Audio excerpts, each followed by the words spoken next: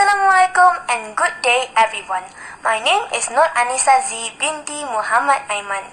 I am 11 years old and study at SKS9 Shah Alam. It is such an honor for me to represent my beloved school in the Nilam competition English category this year, as I am really keen in reading novels. The awesome story which I am going to review is a classic tale entitled Peter Pan. It is written by a British novelist named James Matthew Barrie. He was born on May 9th, 1860 and died on June 19, 1937. He was known as a dramatist and will be forever cherished for the masterpiece Peter Pan, the Boy Who Wouldn't Grow Up.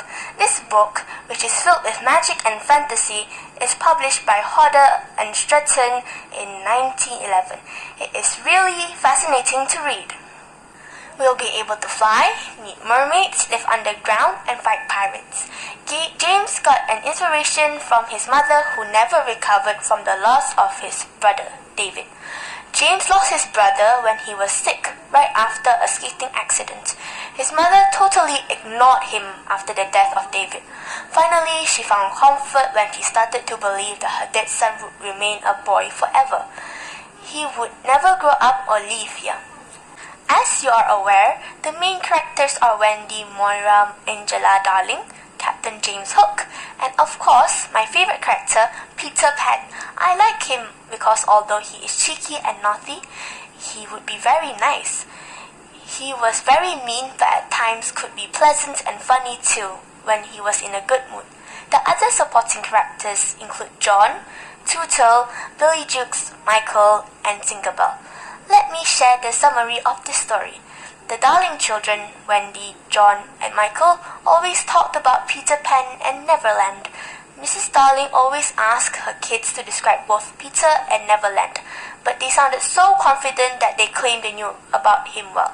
One night, the Darling children adventure began when Nana, a newfound dog who is the Darling children's nurse, took Peter's shadow when he came at night.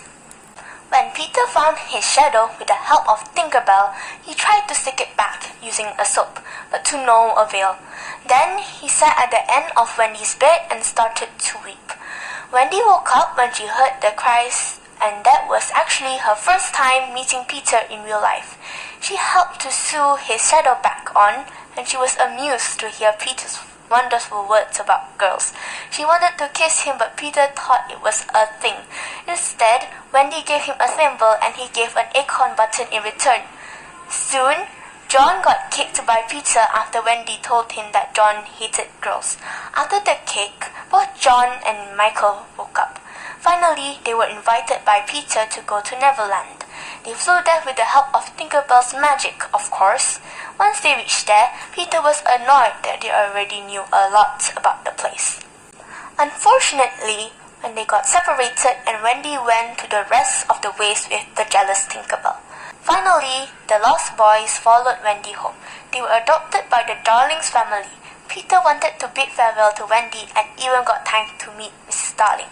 He asked her whether she could live with him instead, but Mrs. Darling disagreed.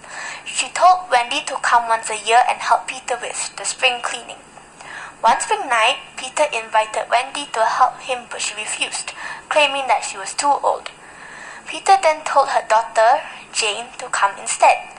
Thus, this became a tradition in the Darling family, where Peter would come to seek help in the spring cleaning. The main message of Peter Pan is that children, while wonderful and fun, are also innocent and heartless. And this is why it is ultimately better that children do grow up. Peter's innocence and ignorance caused him to come off as rude and uncaring. Never growing up sounds like a great idea in theory until the Darling children actually visit Neverland and see what it's like to live carefree and without a real mother. In the end, they decided to return home and grow up, rather than stay young and orphaned forever. The Lost Boys also returned. Only Peter Pan remained in Neverland forever. Overall, I absolutely love the plot of this story as I love fairy tales and fantasy stories. I give this book 5 stars. It is brilliantly written with many superb messages and suitable for both adult and child.